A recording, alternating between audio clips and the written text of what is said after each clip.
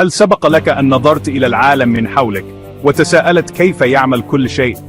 من التطبيقات على هاتفك إلى المواقع التي تزورها، الكود هو اللغة الخفية التي تشغل حياتنا الحديثة. كثيرون يحلمون بتعلم هذه اللغة، لكنهم يشعرون أنها صعبة جدا أو معقدة.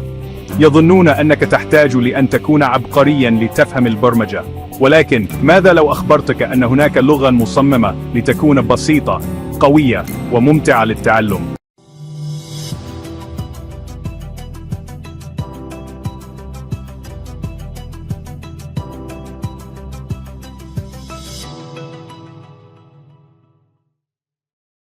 أهلا بك في عالم بايثون.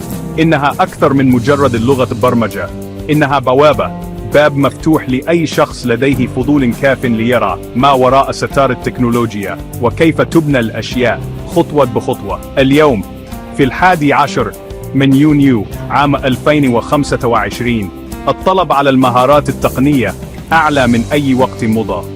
تعلم البرمجة لم يعد مقتصرا على مهندسي البرمجيات، إنه قوة خارقة يمكن أن تساعدك في أي مجال تقريبا. يمكنك استخدامه لتحليل البيانات، بناء موقع إلكتروني، أتمتة المهام المملة، أو حتى إنشاء فن. بايثون تبرز كنقطة انطلاق مثالية لهذه المغامرة المثيرة. إنها تصنف باستمرار كواحدة من أكثر اللغات شعبية في العالم، كما يتضح في تقارير مثل حالة الأكتوبر بيرس من جيت هاب. هذه الشعبية تعني أنك لا تتعلم بمفردك، أنت تنضم إلى مجتمع عالمي ضخم من المبدعين وحلال المشاكل والمبتكرين الذين هم جميعا مستعدون لمساعدتك على النجاح في طريقك. تخيل أنك تريد أن تكتب قصة، ستختار لغة تفهمها جيدا بقواعد بسيطة وكلمات واضحة. بايثون هي تماما كذلك بالنسبة للبرمجة، قواعدها أو تركيبها نظيفة وتقرأ تقريبا مثل الإنجليزية العادية. هذا الاختيار في التصميم كان مقصودا. كان الهدف هو إنشاء لغة تسمح لك بالتركيز على أفكارك، على ما تريد إنشاؤه، بدلا من التعثر في رموز معقدة وهياكل مربكة. هذا يجعل منحنى التعلم الأولي أسهل بكثير وأكثر مكافأة. بدلا من الصراع مع اللغة، يمكنك البدء في بناء أشياء مثيرة للاهتمام على الفور تقريبا، وهذا هو أفضل حافز للاستمرار والاستكشاف. لذا، إذا شعرت يوما بفضول تجاه التكنولوجيا، فالآن هو الوقت المناسب للعمل عليه. رحلة الألف ميل تبدأ بخطوة واحدة، وفي عالم البرمجة، بايثون هي الخطوة الأولى المثالية. إنها مهارة ستفتح لك فرصا جديدة وتغير طريقة رؤيتك للعالم. إنها تمكنك من الانتقال من مجرد مستهلك للتكنولوجيا إلى أن تصبح مبدعا. هذا المقال سيكون دليلك البسيط، يوضح لك لماذا بايثون هو الخيار الصحيح، ما هي الأدوات التي يمكن أن تساعدك، وكيف يمكنك أن تبدأ رحلتك الإبداعية اليوم بدون خوف أو تردد. ما الذي يجعل بايثون الخيار الأمثل حقا لشخص بدأ للتو؟ تكمن الإجابة في فلسفتها الأساسية، البساطة. صممت اللغة لتكون سهلة القراءة ومباشرة. على سبيل المثال، بينما قد تستخدم لغات أخرى أقواسا معقوفة وفواصل مربكة لتنظيم الكود، يستخدم بايثون المسافات البادئة البسيطة. هذا الاختلاف الصغير له تأثير كبير. إنه يجبرك على كتابة كود نظيف ومنظم من اليوم الأول، وهي إحدى أهم العادات لأي مبرمج. هذه السهولة في القراءة تعني أنه عندما تنظر إلى الكود الخاص بك بعد أسابيع أو شهور، لا يزال بإمكانك فهم ما كنت تحاول فعله. إنها لغة تساعدك على التفكير بوضوح ومنطقية. ميزة رئيسية أخرى هي مجموعة بايثون الضخمة من الأدوات الجاهزة والمعروفة بالمكتبات. فكر في هذه المكتبات كصناديق أدوات مليئة بالكود الجاهز للاستخدام لمهام محددة. هل تريد العمل مع البيانات؟ هناك مكتبات قوية مثل NumPy وPandas تجعل الأمر بسيطا بشكل لا يصدق. هل أنت مهتم بإنشاء الرسوم البيانية؟ يمكن أن تساعدك Matplotlib في تصور بياناتك بشكل جميل. هذا يعني أنك لست مضطرا لبناء كل شيء من الصفر. بدلا من ذلك، يمكنك الوقوف على أكتاف العمالقة باستخدام هذه الأدوات المذهلة لبناء مشاريع معقدة ومثيرة الإعجاب بشكل أسرع بكثير. هذا الشعور الفوري بالإنجاز هو حافز قوي لأي متعلم جديد. طريقة تفاعلك مع بايثون تجعلها مميزة أيضاً. أدوات تسمى دفاتر الملاحظات الحسابية مثل جوبيتر أحدثت ثورة في كيفية تعلم الناس والعمل مع الكود. تسمح لك هذه الدفاتر بكتابة وتشغيل أجزاء صغيرة من الكود واحدة تلو الأخرى، ورؤية النتائج على الفور، وإضافة الملاحظات والصور كلها في مكان واحد. إنها مثل دفتر ملاحظات علمي رقمي لتجارب الكود الخاصة بك. هذا النمط التفاعلي مثالي للتعلم لأنك تحصل على تغذية راجعة فورية. يمكنك بسهولة اللعب بالكود وتغيير متغير ورؤية ما يحدث. هذا النهج العملي والاستكشافي يجعل عملية التعلم تبدو أقل شبها بمحاضرة وأكثر شبها باكتشاف ممتع. أخيرا، بايثون متعدد الاستخدامات بشكل لا يصدق. إنه ليس لشيء واحد محدد فقط. إنه يستخدم في كل مكان، من تطوير الويب وعلوم البيانات إلى الذكاء الاصطناعي وإنشاء الألعاب. هذا يعني أنه مهما كان شغفك، يمكنك على الأرجح استخدام بايثون لاستكشافه. تضمن هذه المرونة أن المهارات التي تتعلمها ستكون قيمة وقابلة للتطبيق في العديد من المجالات المختلفة. أنت لا تتعلم لغة برمجة فحسب. أنت تتعلم أداة عالمية لحل المشكلات يمكن أن تنمو معك مع تطور اهتماماتك.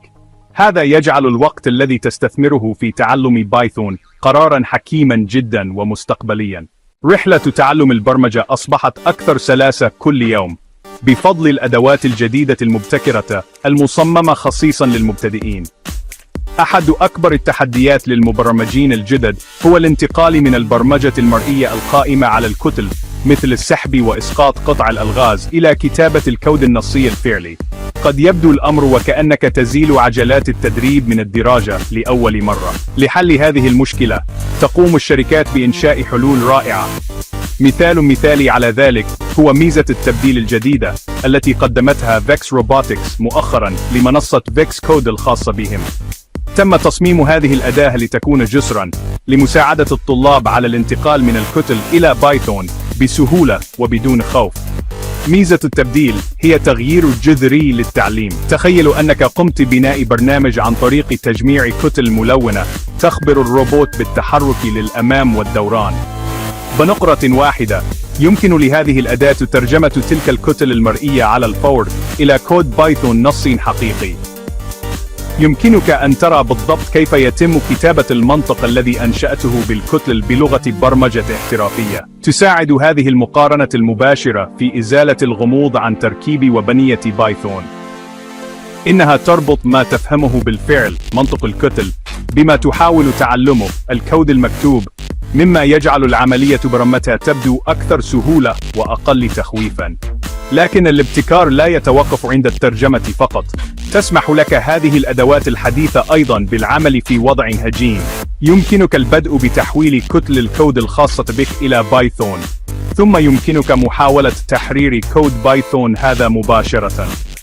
غالباً ما يشتمل النظام على ميزات مفيدة مثل الاقتراحات التلقائية والتلميحات، والتي ترشدك أثناء الكتابة. إنه مثل وجود معلم مفيد يراقبك ويصححك بلطف ويمنع الأخطاء الشائعة.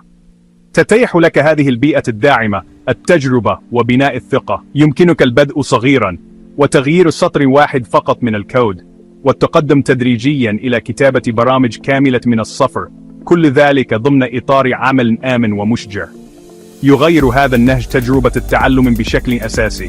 بدلاً من التركيز على حفظ التركيب المثالي والقلق بشأن الأخطاء المطبعية، يمكنك التركيز على الصورة الأكبر، المهارات المنطقية، وحل المشكلات التي هي في صميم البرمجة. من خلال إزالة الإحباط الأولي لأخطاء التركيب، تبقيك هذه الأدوات متحفزاً ومنخرطة. إنها تظهر لك أنك قادر على كتابة كود حقيقي. عندما تصبح أكثر راحة، يمكنك الاعتماد بشكل أقل على الكتل المرئية وأكثر على معرفتك المتنامية، مما يجعل الانتقال إلى أن تصبح مبرمج بايثون مستقل عملية طبيعية وتمكينية. أنت لست وحدك أبداً عندما تتعلم بايثون. من أجمل الأشياء في هذه اللغة هو المجتمع الرائع الذي نما حولها. في جميع أنحاء العالم هناك الملايين من المطورين والهوى والمعلمين الذين لديهم شغف ببايثون ويحبون مساعدة الوافدين الجدد. المنتديات عبر الإنترنت ومجموعات وسائل التواصل الاجتماعي واللقاءات المحلية مليئة بأشخاص كانوا ذات يوم مبتدئين مثلك تماما. إنهم مستعدون للإجابة على أسئلتك ومشاركة مشاريعهم وتقديم التشجيع عندما تتعثر. هذه الشبكة العالمية من الدعم ربما تكون أثمن مورد ستحصل عليه في رحلتك البرمجية.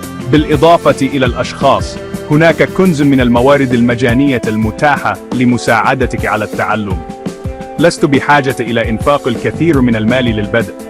تقدم المواقع الإلكترونية دروساً تفاعلية مجانية، ويوتيوب لديه آلاف الساعات من دروس الفيديو، وحتى العديد من الجامعات تنشر دورات علوم الكمبيوتر التمهيدية الخاصة بها عبر الإنترنت مجاناً.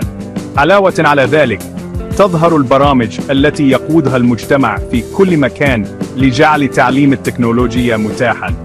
على سبيل المثال، أكاديمية جيك سكواد، وهو مخيم صيفي مجاني من بيست باي، يعلم الشباب أساسيات التكنولوجيا بما في ذلك البرمجة باستخدام بايثون من خلال أنشطة ممتعة وعملية مثل إصلاح لعبة فيديو معطلة. تظهر هذه البرامج المجتمعية أن تعلم البرمجة يتعلق بأكثر من مجرد الكتابة على لوحة المفاتيح. إنه يتعلق بالإبداع والتعاون.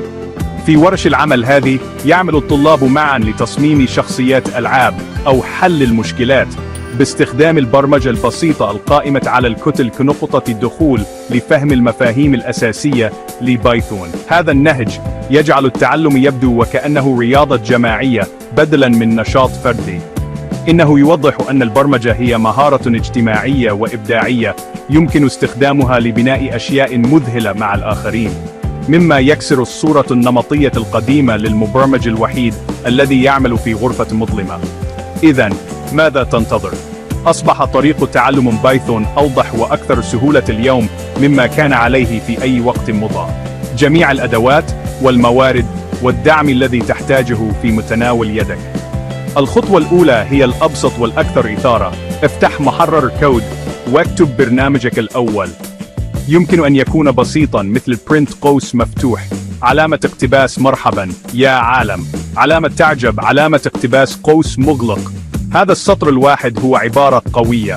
إنه دخولك إلى عالم جديد من الإبداع. لا تخف من التجربة وارتكاب الأخطاء وطلب المساعدة. مغامرتك في البرمجة تبدأ الآن. انطلق، اتخذ تلك الخطوة الأولى. ستندهش إلى أين يمكن أن تقودك. شكرا لمشاهدتكم. إن أعجبك الفيديو لا تنسى الضغط على زر إعجاب، وأرجو التفضل بأي طلب في مكان التعليقات، وأعطنا رأيك حتى نتحسن للأفضل، وفعل الجرس ليصلك إشعار بكل فيديو جديد. يشرفني انضمامكم لأسرة تعلم الحلول بتقنية، وذلك بالضغط على زر الاشتراك، فمعظم المشاهدين في قناتي هم غير مشتركين.